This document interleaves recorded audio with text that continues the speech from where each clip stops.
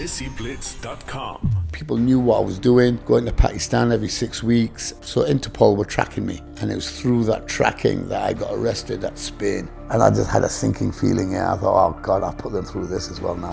250,000 tablets and 30,000 ampules of steroids. When I went in, I was quite big. I went in 16 stone, full of steroids, full of anger. Fighting in jail is not a thing. Doesn't matter how tough you are on the streets here. In jail, you need a weapon with you, man. Tell us about that, and I presume that's where your tattoo comes in. No, the tattoo, yeah. I can't really divulge in, yeah, because I haven't been arrested for that one. I asked to speak to the British consulate, but he didn't want to see me. They used to go see them every week, but used to bypass me. My head was just like, okay, I've come out of that, survived that, so I thought I could survive anything. We went in the showers, he took somebody with him. We squared up in the showers, the sinks were there, the mirrors behind. I'm stood here, he stood there. I went, okay, let's go.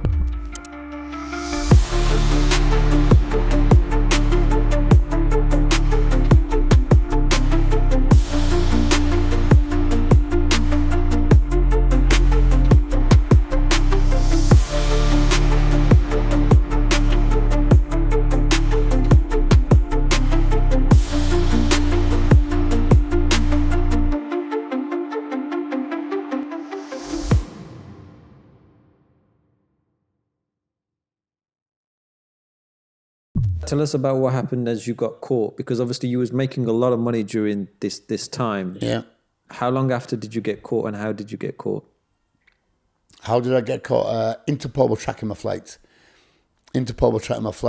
Probably because when they found that case, through information what other people had given them, people knew what I was doing, going to Pakistan every 6 weeks. So Interpol were tracking me.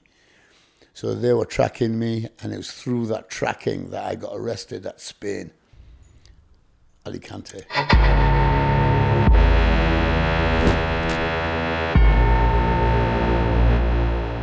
What happened? Okay, the process in Pakistan now was when I was bringing back the drugs now, the chief narcotics officer approached me. Because on the first run, I paid him off with magazines. The second run, it was cash. I had to give him about 100 in cash, bam, bam, to get through them. And so I did this on the first, second, third time. It was cash. And then on the fourth time, I appeared at the airport. A guy in a suit approached me. And he said, I'm Mr. Ahmed. I am the chief narcotics officer of this airport. He says, can I talk to you? And I went, right, okay. First I thought, right, I'm fucked here. But no. What he wanted, he says, I know what you're doing. He says, don't pay them people. He said, you just pay me only one time. You pay me £100 a suitcase and you can bring anything you want through. He said, just give me a call and when your flights are and when you're going to go, and then I'll be there and you get it through. So now I used to call and he'd wait for me at Karachi airport, the narcotics officer, and then I would bypass security as if I'm like better than film stars don't even get that, where you bypass the security. I bypassed security and everybody used to look at me and went, well, that's the king of Karachi walking there. I used to bypass security, go straight through, £100 a case. And he was happy to see me every time. His monthly wage at that time was £400 a month. So every time I was coming, he was getting like a month's wage and push again. So he was happy to do business with me.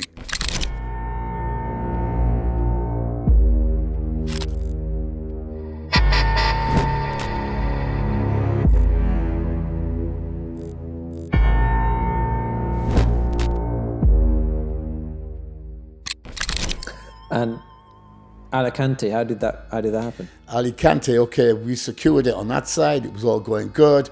Said my byes to Mr. Ahmed. Thank you again. Got on the flight this time.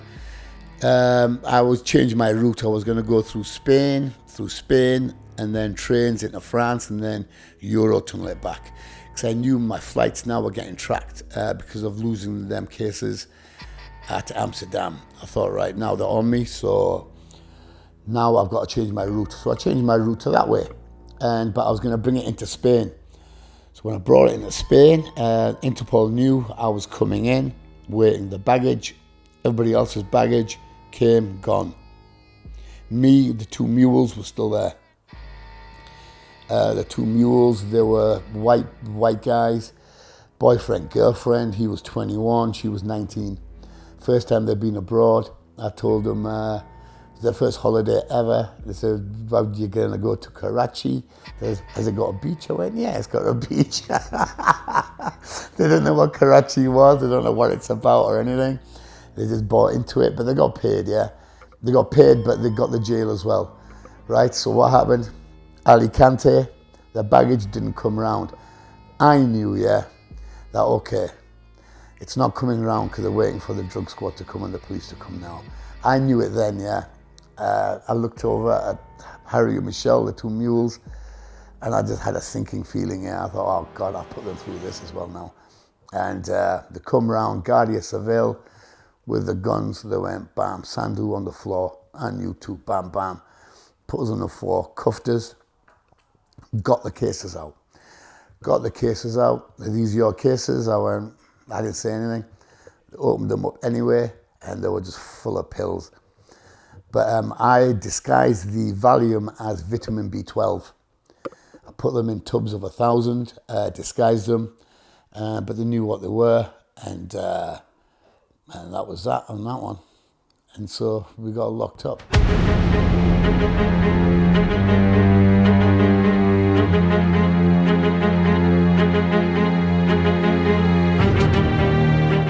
Can you describe a typical day at the height of your drug dealing, what that was like? I would wake up.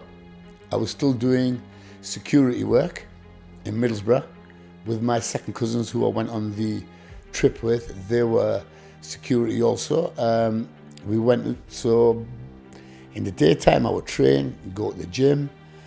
I would have orders for gear, for steroids. Some would be local people who just maybe want 10 ampules.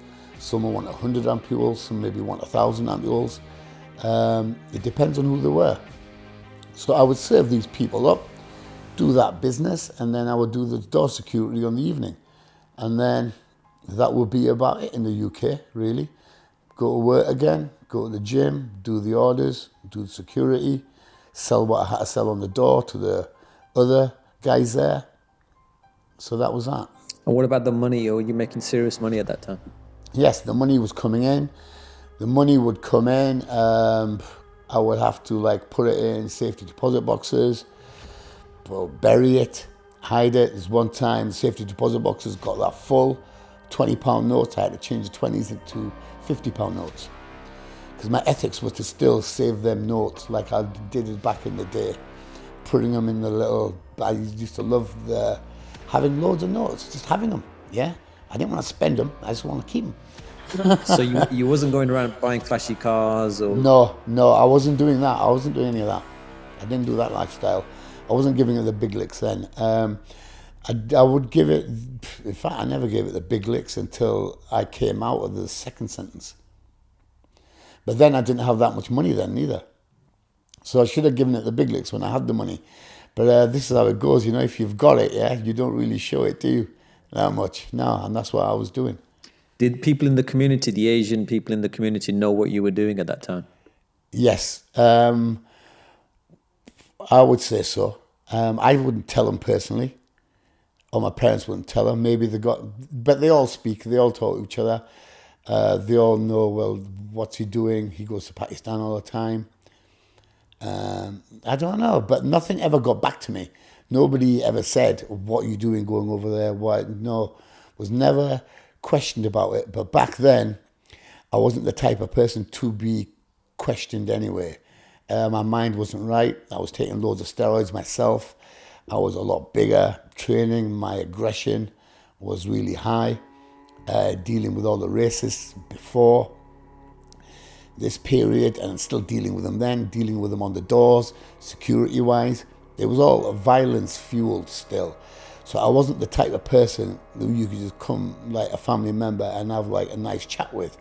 Because I was also known for right, if there's a wedding event or this and that, it's like a case of, I hope he doesn't come.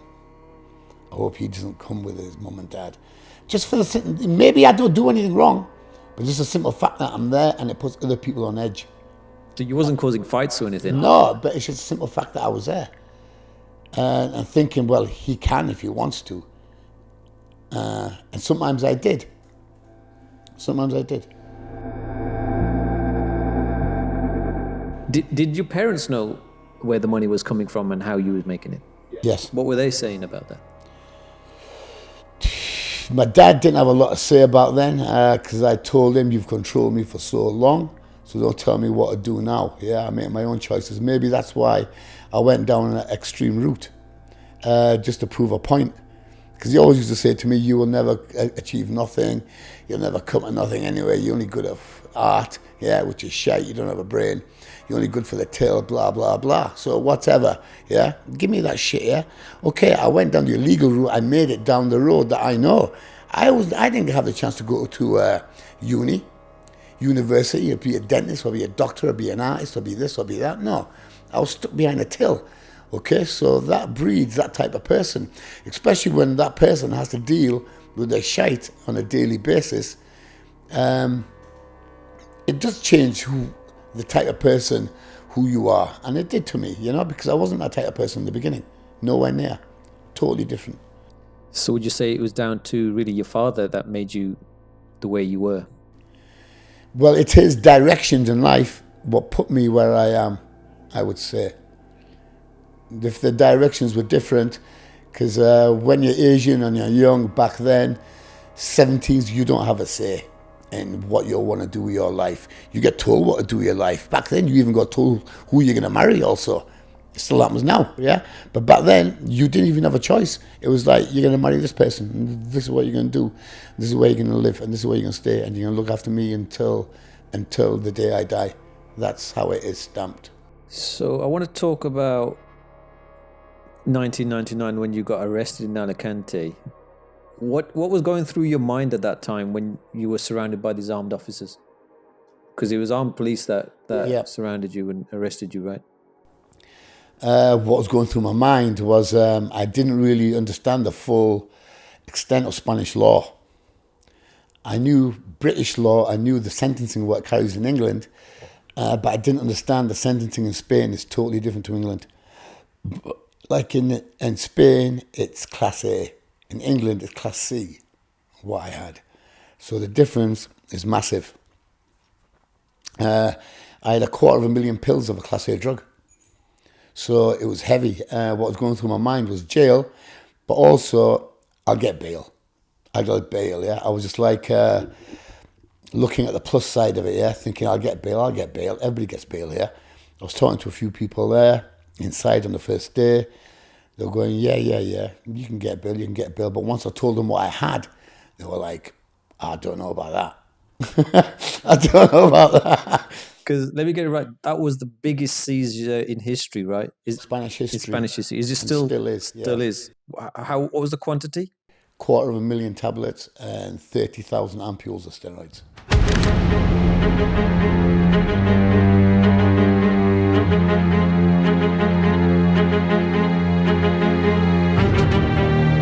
So on a Friday, this was like Friday evening time, they took us to the police station to get interviewed. They took us separately, me separately, and the other two separately. And first, they started to go through my case, the Guardia Civil. I had a watch on me, I had an emerald ring on me, I had like bracelets, blah, blah, blah, stuff in my case. The police just took it all.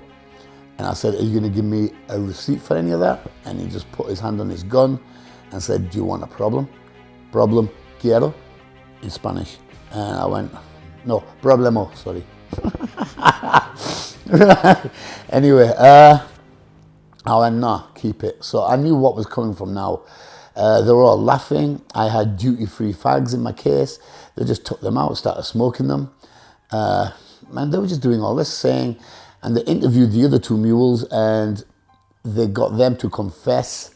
And they said they didn't pack their bags. They said, I made them do it all. Because they said, if you speak on him, you will get easier sentencing and all that. So that's what they did initially.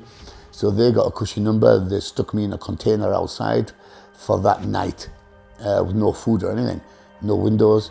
And then the next day, they took us to holding cells. Holding cells in Alicante, where you go to before court, because all the courts are shut until Monday. So we were in these cages, these holding cells are just cages just next to each other. You piss and shit in the corner. One person each to a cell. There's about 6 on each side, just all in a row. So that's where I was. People were speaking Spanish. I didn't understand that word, what anybody was saying. So that was that. And then we went to court on the Monday, and they said that they have this quantity of drugs, blah, blah, blah. And they went, right, send them to Foncalent prison. So that's where we were sent. So we were sent there, and I thought, I'm going to get bail. Okay, I'm going to try to get bail. There was a lawyer there, but I took the wrong lawyer on. I just took on the first one that somebody recommended to me. But he was just like a stool pigeon for these lawyers. But just like say they're going to help you, they're going to do this and get you bail, but they don't. They just take your money and fuck you off. And that's what he did to me. It was only until I learned Spanish that I got talking to the proper heads there, and they told me that you need a proper lawyer, the one that knows judges, the one that has links, the one that will take bribes. You know, that's the only way you're going to get out of here, when otherwise you are fucked. How long did you get? In the end, I got 4.5 years. But 9 years is a sentence the drugs I have carries, and that's standard for any amount. Even if you have 1 gram of cocaine, if you have the intent to supply, 9 years. Even if you have 100 kilo of coke, still 9 years. So it doesn't make it like, it's not like England where if you have loads, they give you more. It's only 9 years there, maximum. So you get 9 years for drugs, no matter what it is. But if you have the intention to supply it, that's what they give you, 9. It's 10 years, but you can make a deal on 9. So you initially had the wrong lawyer, and then you changed, and then you had a lawyer who would bribe the judge? Yes. Is that how you reduced your sentence? Yes. I got talking when I learned Spanish. They told me there's a lawyer called Antonio Gonzalez. They said, this is the one that you need. He has the links. And this was told to me by a South American top head. He was there for cocaine. We got 162 kilo cocaine from Peru into Spain. And so he linked me in with his lawyer. And he was good, very, very efficient. He said, I will get your sentence halved for you. It'll cost you 11 grand. I think 6 of it was for the judge and 5 for him. Right. Talk us through a typical day in prison for you. What was it like? Right, typical day in jail for me, I was top security, Cat A. My cell was like tiny, 2 doors on it. First with the bars on it, and that's locked, and then there's another door, steel door on top. So in the morning, they open you up, they open up the first door, and then they see that you're all right, you're fitting well, and you're not going to do anything, and then they open up the other door. And so then we go out, have breakfast downstairs, which is just a 1 bread roll, and that's it. And margarine with it.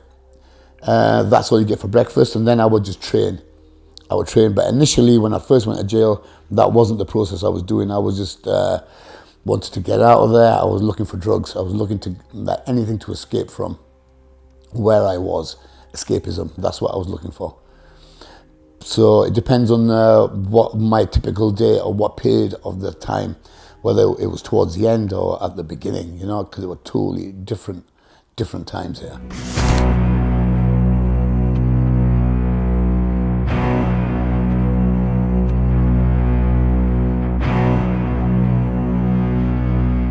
Whilst you were in prison, were there other Desis there, other Asians there? And also, did you join a gang? In America, they have the Aryan Brotherhood, they have the Bloods and the Crips gangs, a lot of different gangs in prisons. Was there one in prison in Spain for Asians in particular? No, there was gangs in there. Yeah, the gangs, how they sorted themselves out. Yeah, the South Americans stuck together.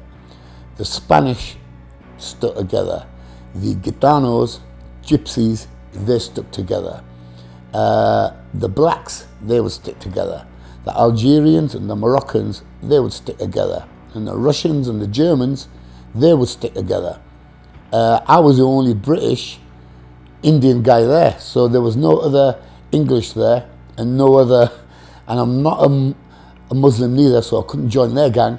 So I was just like a lone wolf. I didn't fit in anywhere. The only people that took to me there were the gypsies. Because of the colour of your skin? No, because they said we original from India. They were from Romania. I think they were dark-skinned, had long hair, similar looking to me, to tell you the truth. And I went, so they said, right, you're like us, really. So it was them that took me on board, yeah. And it was through them that I got the extra food, because they were in charge of giving out all the food to everybody. Because without being in a gang in prison, correct me if I'm wrong, you're sort of like prey for anyone, really, aren't you? Well, yes. Yes, depends what you're involved in, you know, and what your own standing is. If you don't have standing of yourself, and then, yes, you will be a victim. The people will come and try and take what you have. Either try and fuck you or take your money. So were there rapes going on when you say people were getting raped in jail by other men? Yes. Did you see anything like that? Yeah. Some stories? A few times. People there, there's like, there was, a couple of times I've seen where like they're young, they don't know what they're from. This one guy was a gypsy, but he was gay.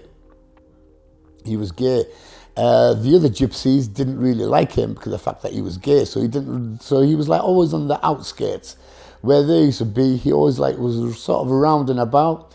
They only spoke to him when he had a visit, and then he would have drugs on him, because a visit he could get with his family, closed room, so he used to come back with heroin and hashish. So then there would be his friend, and then they'll like sit and talk with him because he had drugs on him. So, but when he didn't have the drugs, and then no, he's like open prey. And there was this Moroccan once who came in. He was only there a little bit. He thought he was a kickboxing champion or something. He was like long hair, frizzy hair, in good condition. I don't know who the fuck he thought he was, to tell you the truth. Once we were in the yard, he was doing flying kicks in the middle of the yard, prison yard. I went, my mate went, who's that? Chuck Norris. I went, no, more like fuck Norris. So I called him fuck Norris as a joke. Yeah, and then he didn't like that, because they all think, because they don't know English, if you say fuck, it's like a swearing at them. Like, I used to say it just offhand, like, fuck's sake, or fucking hell, this and that. But they used to think I'm swearing at them. So I had to be careful in how I'm saying this. But anyway, I called him fuck Norris. And I walked past his cell once because I was going to see somebody else for some hashish, Carlo. So the cells were on the side, and then I heard him, and they're saying, vamos, vamos, vamos, vamos, vamos, like saying like that. Vamos means come on, come on, come on. And then I heard him, the gypsy, and then he was going, no. Then he was saying something in Spanish, which I couldn't make out. And so then I looked, and the other one had his pants down, and he was telling him to suck his dick. I went, oi, leave him alone. He went, no, he said, I'm not gay. He said, I've got a wife. The Moroccan goes, I went, yeah, fair enough, you got a wife, yeah. I went, you, come here with me. And then the gypsy got up here because he had him on the floor. Anyway, he got up, and I went, yeah, what the fuck is all that about, yeah? And anyway, he said, well, it's like this and that, yeah. I went, right, okay, fair enough. And then, on another incident with him again, that Moroccan, this gypsy was on a visit, a closed one. He was due out soon anyway. He only got sent on to our wing because he was involved in a fight on a different wing. So our wing was known as a punishment wing. Like if you do something wrong in a different one, you get sent with us lot, because we're supposed to be bad. Punishment in itself. And so he was there, a visit he went on, and he come back. New trainers, new tracksuit, come back. The Moroccan and the gypsies were all waiting because they knew he was going to come back with drugs. But the Moroccan must have I think the gypsy might be scared of him because he was a fighter type. The Moroccan, he just got a hold of him, showers, he took him. And we were all walking the yard, and they were inside. And anyway, the Moroccan, he comes out. wearing the gypsy's tracksuit and trainers. Okay. And then I went, right. And then I went into the showers. And then he was there on the floor with no clothes on. And I said, right, okay. I said, did he take your drugs? He said he got the hashish, yeah, but he didn't get the heroin. I went, okay. He says he was trying to get the heroin. Had his hand up his ass, trying to get the heroin out of his ass. He got the hash because that went in. Secondly, I went, okay. Then the Moroccan was outside smoking a fucking joint. That tracksuit where he just nicked off him. So then I told him, yeah, I went, okay, come with me. I went, put his clothes on. So he stuck his clothes on. I said, walk the yard with me. So we walked the yard, yeah, and I said, just stay with me, yeah, because the heroin's still in his ass. The gypsies know this as well, yeah, so they're all like hanging around. Vultures, yeah, waiting. And I said, you don't leave my side, okay? Don't leave my side. And I said, when everybody goes for bang up at 5:30, you get asked to lock in your cell. Because we're out from 5:30 till 7:30, if you wish. 2 hours for association. So I said, you asked to get locked up at 5:30. So that's what he did, 5:30, locked up. Anyway, we were all downstairs. Normally I get banged up as well at that time because I don't want to mix with any of them people. But I stayed up on purpose because I know what's going to happen. At 7:30, they're all going to go running up. But his cell door, only the bars will be closed. The other door's open. So the cell's, the one with the bars, is like, that's still open. So anyway, they all ran up the stairs, yeah? The Moroccan had a hold of him, the gypsies were there and all these other ones. So they all wanted the fucking heroin. And he had a hold of him by his wrist through the bars. And I was walking. And I went, oi. I went, let the fuck go of his wrist. He went, why? I went, right. I went, whatever he's got, yeah. I said, he owes me. I said, I want my money first, yeah? And when you lot can all fuck off. In Spanish, I said this. And behind me was Manolo, which is like a bank robber, yeah? He knew this was going to get heavy. So he had my back anyway, yeah? And they were scared of him because he was a heroin dealer there. So he came with me. So they all looked at him and right, okay, leave it. I went, right, foot off. So they all went. So I said to him, right, and then anyway, he got a hold of him. He said, oh, why do you want him, eh? Do you want his ass? I went, I don't want his fucking ass. I went, I want his money. I went, now let go of him, yeah? So he spat on him. He spat on the gypsy and then he walked off. I went, okay, fair enough. I said, I'll deal with him tomorrow if he fucking wants it, because now the screws were coming. Screws were coming, so we all got locked up. In the morning, I seen him and he was wrecked. I said, you all right? The gypsy I'm on about. He went, yeah. He said, that heroin? He said, I smashed it all in last night. He said, I don't have anything left. I went, really, all of it? He went, yeah. A quarter he had or something, yeah? He just done it all in himself. So the next day, they were all wanting, but they seen the state of him and thought, okay, it's not there no more. So that was that. And he was due out in a few days, and I just told him to walk with me. But then Manolo and the rest said, listen, it doesn't look good you walking with him, yeah? Okay? He's a gay gypsy. The gypsies don't even speak with him, okay? I said, listen, yeah, he's only got 2 days left, right? I said, I'm not going to let these do something to him, yeah? I went, you just walk with me for the rest of the 2 days. And that's what he did.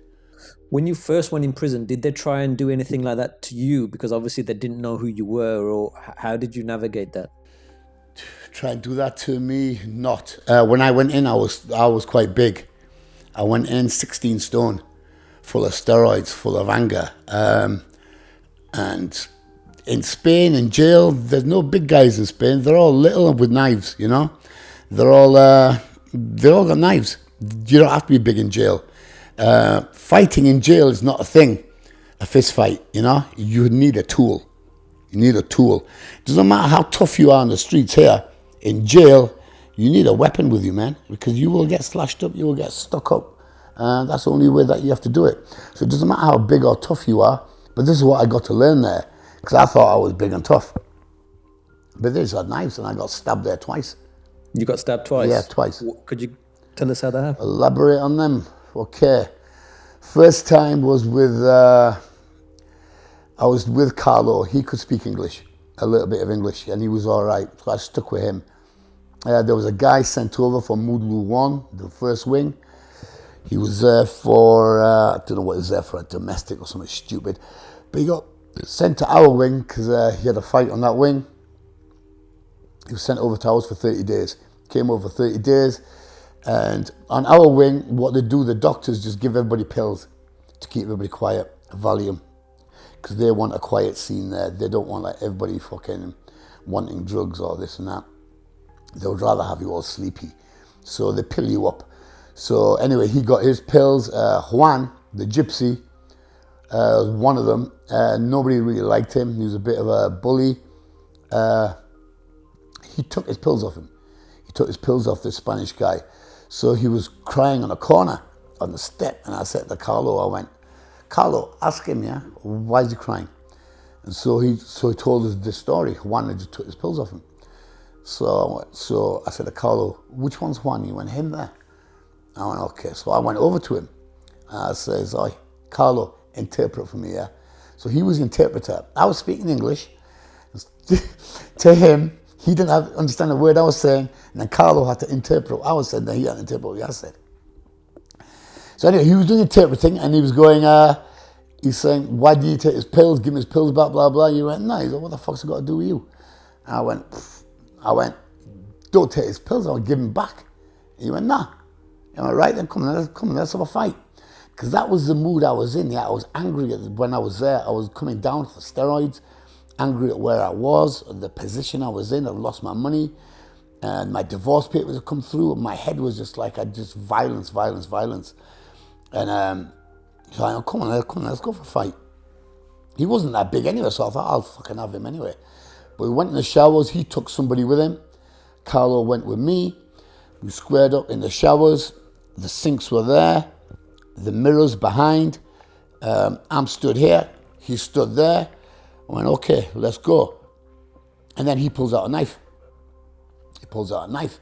And I don't know what to do. And then Carlo, he gives me his knife. He went, yeah. So I don't know whether he knew I was expecting all this, but through the interpretation, something must have gone wrong here. Because I was thinking it was a fist fight. And so he come and he lunged at me and he caught me at the side. He cut me at the side and then I just stuck him straight in the middle. Just bang, and then I knocked him on his ass. Because it was sort of a half a punch as well. It was like, bam, I hit him with it. And I went straight through him and he went on his ass. And then I got the knife and Carlo goes, give me the knife. Now you walk the yard. So I went, okay. So I went out and I walked the yard, and then Carlo, he just got rid of the knife. I don't know what he did with it. They keep them in there though, they don't get rid, because knives are quite, you need to clean it down and hide it somewhere. So that's what he did, and then he got took away. I seen him get taken away. Nothing. I was thinking then the gypsies are going to turn on me now. Now they're going to turn on me, but they didn't really. Some of them said, good. They said, that's what he fucking needs. And I went, right, fair enough. I went, right, okay. And then I left it, but about 6 months later, his cousin came in. I was training, washing my face in the sink in the corner of the gym area I made. My back was turned. And then he just stuck me in the back with his nail. A nail on some sort of wood, tied around with a bed sheet. And at the time, I didn't know I'd been stabbed, yeah? And then I felt it. And my initial reaction was when he did it, I just turned and I seen it with his hand and I just hit him. I hit him, bam, straight on the jaw, knocked him on the floor. And then I thought, right, he's got a fuck. And then I thought, fuck, I've been stabbed here. And then I felt it. And then it kicked in. So then I went outside and then I went, Carlo, here, fucking help me here. So he said, fuck. And then I pretended I couldn't speak Spanish. Right? That kicked in there. So I said, Carlo, you got to do the talking for me here. So he just spoke the screws. He says he's fallen back on something and this and that. We didn't mention the guy I'd knocked out, his cousin. But he took the knife off him, out of his hand. But then he got took to the hospital. No, he got took out upstairs and then he was due out the next day. That's why he'd waited. I think he was only there for 30 days as well. 29 days he'd waited and then he was going to stick me on the last day because he knew he was going to go. So this happened then. And but I was like that fucking thinking, terrified of getting more years on my sentence. I was like, I've been stuck. Should I stab him back or do I leave it? But I left it. Because I was like, because in Spain, You just get years added on, added on, added on, added on. Everything there runs consecutive. Anything you do, you get more years, more years, more years. People there in for fights and they kill somebody else in there, they get another 30 year, another 30 year. People were there doing 140 years.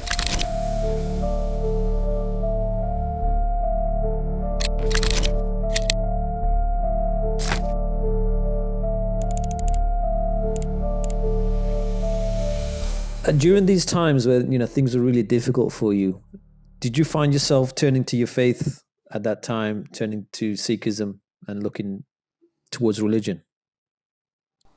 Right, okay. Or how did you get yourself out of those huts? I will admit, there was a time when I first went in. I never believed in God. I don't believe in God. But I did used to pray there. That's the only time I ever prayed in my life. Maybe that was like a last hope for me. Maybe I was thinking to myself, but I do know that I did used to pray there. And please just get me out of here, get me out of here. I just want out of here. I do remember that, and I used to pray, maybe not to my religion as such, but I was praying to somebody I don't know. How long did you spend there in total? Was it 4 years? 3 years there. I got 4.5. And then what happens next after they've released you? What happens next? I got released in Gatwick Airport, come back home, and I got involved with another firm here. That didn't teach me a lesson in Spain. There's no rehabilitation there. I wasn't given a chance for anything. I was in the same cell from day one till the end. I didn't get a chance to speak to the British consulate. I asked to speak to the British consulate, but he didn't want to see me. He just went and seen the other people and the 2 mules. They used to go see them every week, but used to bypass me. I wasn't even allowed to go to Spanish school. I wasn't allowed because there was 4 screws that had to take me because I'm maximum security. So the screws couldn't be bothered to take me to Spanish school to learn Spanish. So I had to learn it on the yard, and that's how I learned Spanish. So you come back to the UK. Did you think that you could escape prison life and conform back into normal living here in the UK, or what was your outlook? My outlook, right? Okay, I will tell you the truth here. My head was a bit fried when I came out of Spain. Fried up. A third of the people there had AIDS. There were stabbings going on, I thought I had AIDS. I had fights with them. I've got cuts on my knuckles where I've broken their teeth. This mouth, blood, bam, it's on me. I was convinced I had AIDS. In the end, I was sharing joints with them, because I thought I had it. Because a third of them in there share needles. So I thought I had AIDS. I got tested, negative. I didn't believe it, so I went again, negative again. I'm like, right, okay, I'm cool. And but my head was just like, okay, I've come out of that, survived that. So I thought I could survive anything. I thought I can handle anything now, because I was in the worst place ever in Europe. If you look at it, Spanish jails are the worst in Europe, and Foncalent is the worst jail in Spain, and my wing is the worst wing in that jail. So I'm in the worst fucking place you can be. But I made money out of that wing as well by being the money lender. I lent money there and double my money back. And I was thinking, if I can make money in a place like this, you can make it anywhere. That was your mentality when you hit back into the UK streets? Yeah. And is that when you joined the firm here? Yes. Tell us about that, and I presume that's where your tattoo comes in. No, the tattoo, that's a story I can't really divulge in, because I haven't been arrested for that one. But is there a reason for having that tattoo there? Does it mean significance? Yeah, death. It means death? Yeah. Okay, all right. So we won't go any further with that one. Okay. So tell us about the firm here then. When you got released, you back on the streets in Yes. In Newcastle? Yes. In Newcastle, I went to a wedding. A friend of mine, he was door security from back when I used to work. Because now I'm not allowed to do any sort of door security work because now I'm a convict now, criminal. You can't do that sort of work. So how old are you? Now I am 42. 42. 41, 42.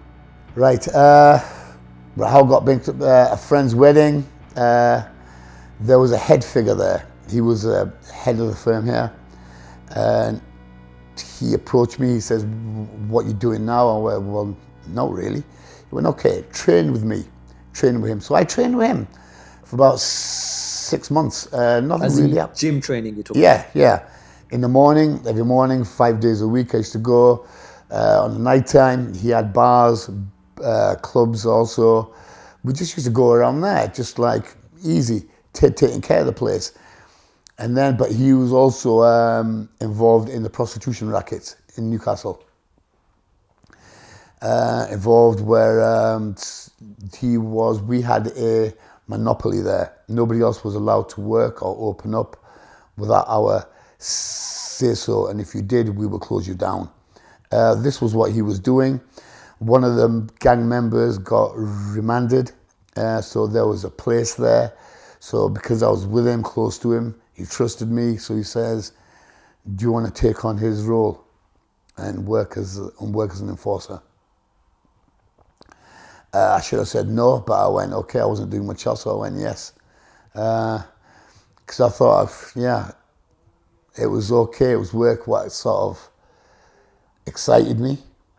I wanted it at that time. Looking back, no, it was wrong to get involved with a firm and to do what I was doing. But at that time, no, I thought I wanted it at that time. So were you pretty high in the racket? Was it kind of how many people were involved in? There was 5 of us. We had a tight ship running, I was like in the second tier down. Bam. The boss would give orders, obviously, and then we carry them out. Enforcers. There's people further down the line than us, but we would take control of what needed to be done. What was a normal day there, an average day? An average day, an average day is, you just get paid like a basic, okay? A basic amount a week. That basic, anything you make on top of that is yours. But if anything happens, you all have to turn up. So maybe a normal day, you don't do anything. It's just a normal day. I don't do anything. Days can go by. But then sometimes there's days where one of the girls will get hassled off a punter. He's coming drunk or taking cocaine and he won't leave or he won't pay. He's trying to hit her, try to do this. She'll make a call to us and there's 4 of us. Some of us will be nearby there because we used to have a few flats all over the north. So one of us will be nearby, 2 of us will be nearby, and we would go and then we would land and roll the punter. Give him a bashing, take his money off him, take everything off him, because you can't go to the police.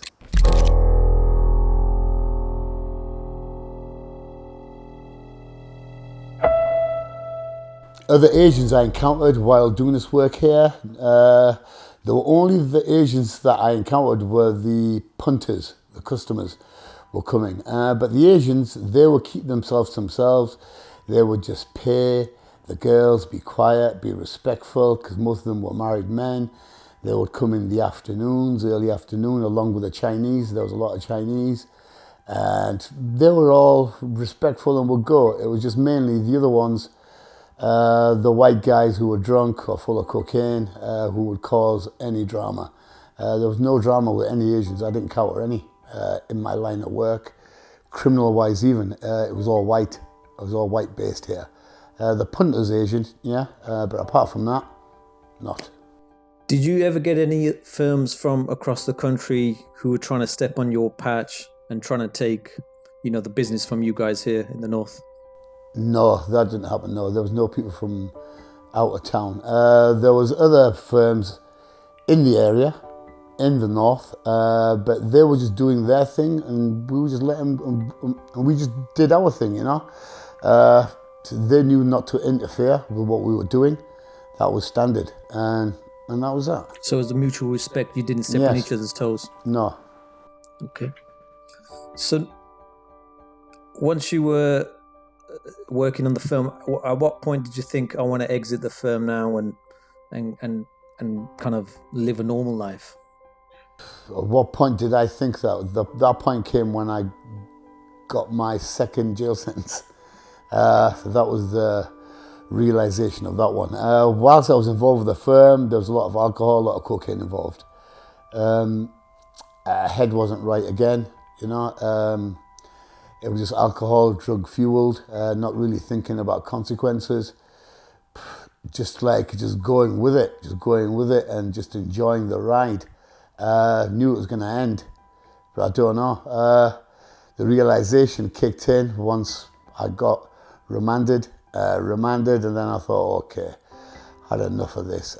My mother also, it was enough for her.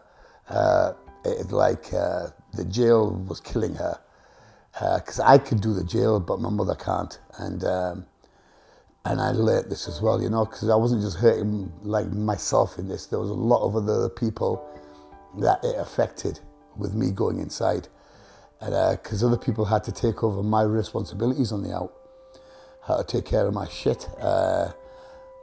My mum also, you know, I feel sorry for putting her through all that, but she still did the work, you know, still did it.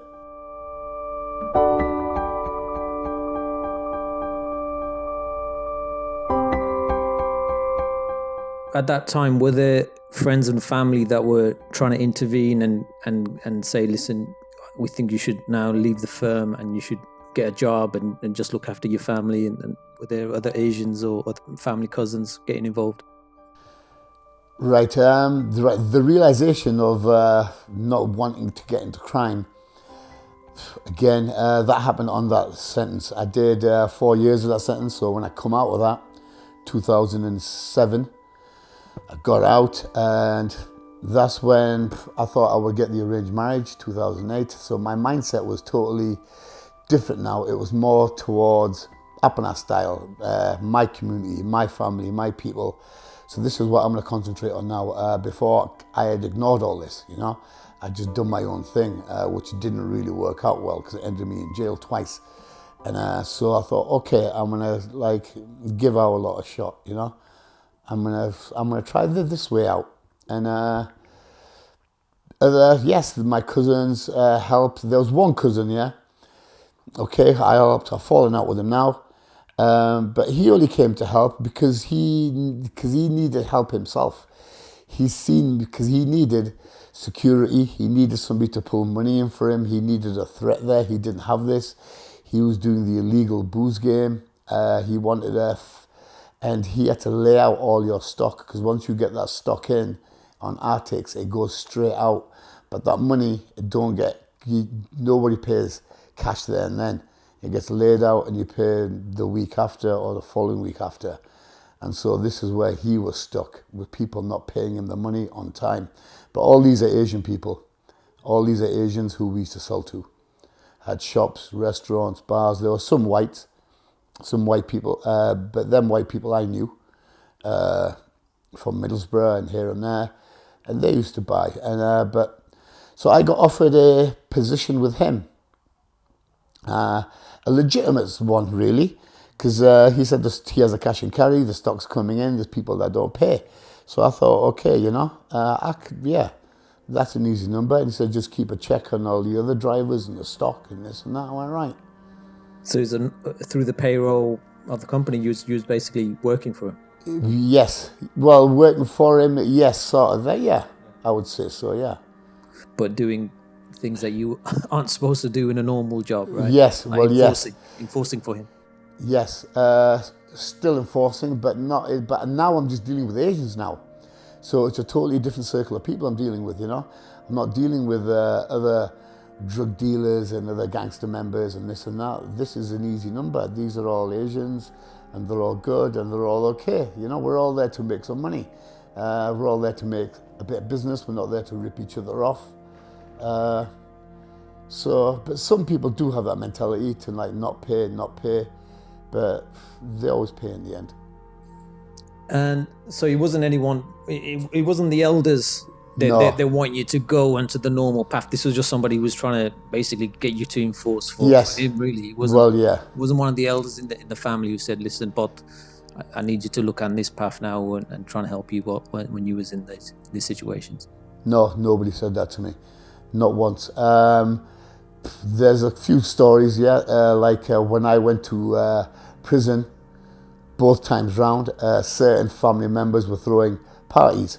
You know, they were happy that I was inside. Yeah, so that's their attitude towards that. You know, a lot of Sikh people I know, yeah, they're hypocritical. They say, "Oh, you don't do this and you don't do that," yet they do everything under the sun. And they all talk about this and that. But if anybody does it and speaks out about it, it's all bad. Yeah, it's all bad because it's all supposed to be hush hush, kept under the carpet. We don't do things like that. We don't do this, we don't do that, we don't go there. But yes, they do. They all do. And I know they do because I mix with them all, you know. And a lot of them are worse than the white people that I did business with earlier, you know, all over the world. Yeah, so I just think everyone's the same, you know. They're all in on it. They all want it. So, put yourself in your shoes when you were 15, 16 years old. After everything that you've seen now, you've come out on the other side. Mm-hmm. You've written a book. Yeah. What would you say to yourself if you were looking at your 15, 16-year-old self? What would I say? What advice would you give? What would the advice I give? Yeah, is. Now and then you got to stick your neck out. If you don't take any risks, you will get nowhere in life. Whether they pay off or not, okay, that's just the way it is. That's just the way you handle things. But value the risks that you take. You got to like think about them. Yeah, put them in accordingly to what can happen if things go wrong on the risk. I didn't really think about that one. I was taking risks, but not thinking about the consequences. You've got the risks and the consequences, you've got to weigh them up and see, okay, can I pull this off? Can it be done? If this works for me, whether it's a straight deal or like an illegal deal, you know, it's still the same risk. You know, you're still taking a risk of your money or your liberty into doing something. And you just got to weigh up the consequences and what can go wrong. What can go wrong with me does go wrong. That's what I've learned. Was it worth it? Was it worth it? I don't know. I see other people's lives. I see other people, what they're doing, and they're still living in the same town, doing the same job, doing the same thing. They might get a holiday a year, get a few takeaways, do this, do that. But do you know what, yeah? I am glad in a way that I have seen the whole of the moon. A lot of people have just seen the crescent, just a slight bit of it. Yeah, I've seen all of it. There's nothing that's been missed out. Everything.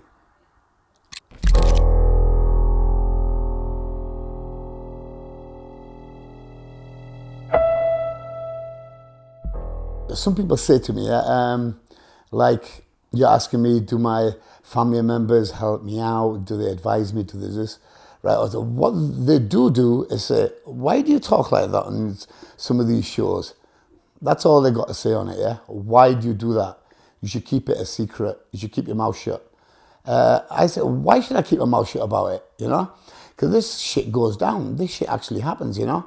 It's bringing awareness to people who are in positions like me, okay? And even if it helps one kid, yeah, who listens to this, one, that's enough, man. So what? It's going to upset a lot of other people, me talking about my brother being gay or this or that or blah, blah, blah. Do you know what? I couldn't give a fuck about any of them people, yeah? Because you people, yeah, you got your heads that far up your ass. You don't even know what day it is, yeah? You don't even see the light, baby, okay? I've seen the light, and I'm trying to, like, explain to other people what I have seen in life, you know, what I've seen. And maybe it can inspire or educate somebody. Cool. And I'm happy with that one. Yeah, I mean, obviously, what we're seeing in the Asian community with LGBTQ people is that, you know, we've seen it for years. It's always been, you know, a negative stance on all of these things that are happening. Yeah. But, you know, we should, if we talk about what are these issues and how they come about, I guess we can get to a better place. Well, yes. With the LGBTB and all that lot, yeah. I don't think it should be pushed in your face neither. you know, because they're trying to push it in people's faces, yeah, which they shouldn't do, yeah. It is what it is, so just keep it as that. It is what it is, yeah, and then they just do what they do, okay? It's not about that. It should be pushed onto people neither, because this is the wrong concept that they have got as well, by pushing it in your faces. Like, even now, if you watch Emmerdale, Coronation Street, yeah, and you're watching it with your mum and dad, yeah, okay. Back in the day, even when male and female kissed, wow, your dad would turn the telly off, right? Yeah. Mine used to, Yeah. right? Okay. Your mother would walk out of the room, even though they kiss, yeah? Now you got men kissing each other and women kissing each other.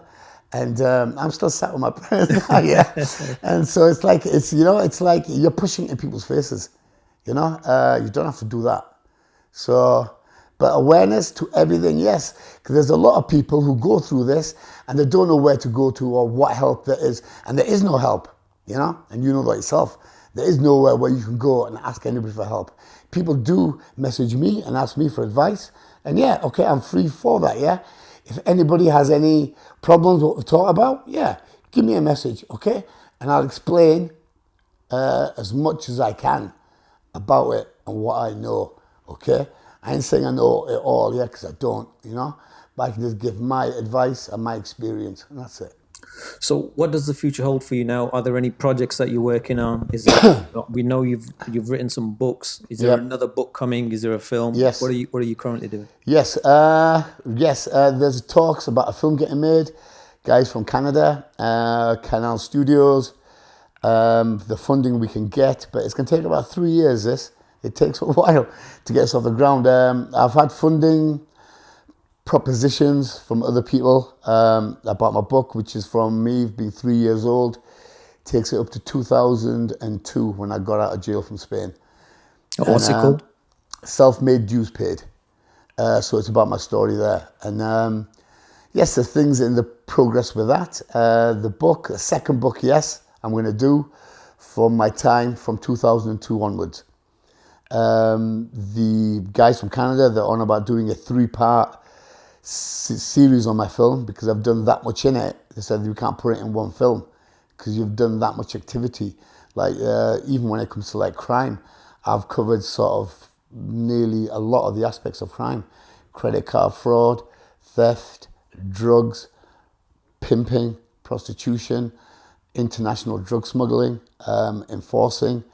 There's like, I've covered a lot of, you know, so I'm quite clever in my CV. Well, And but apart from that, yeah, I also have an Alpha CBD company, cancer cures. Okay, you have problems, yeah. I have a lot of Asian people now who buy off me, which is all good, and I'm sure they do it because they see my podcast and it helps.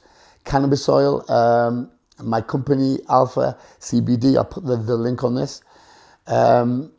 How it works is like this here. Our bodies, they do not have a ibuprofen or opiate, okay, system built in, but we do have a cannabinoid system there.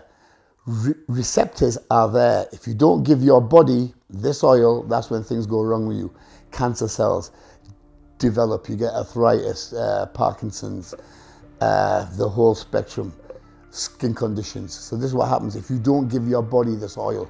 So your body needs it, and this is what I do. My company, and I've healed loads of people. I get loads of repeat orders. People say thank you. One woman had the loss of taste for 4 years. She took this oil, it come back in 3 weeks, the sense of taste, and she couldn't believe it. But my oil is full spectrum. It's not isolate. What you buy off everything else now is isolate, because that's what the government says, that's all you are allowed to buy, because they don't want anybody to heal themselves. But my oil is full spectrum. It contains everything that will heal you, what you need. Amazing. That's what I do. So they can find that on your website, I guess, and people can get in touch with you through your website. Yes. All right. Excellent. Well, thank you for being with us, Chet. Appreciate your time. No problem.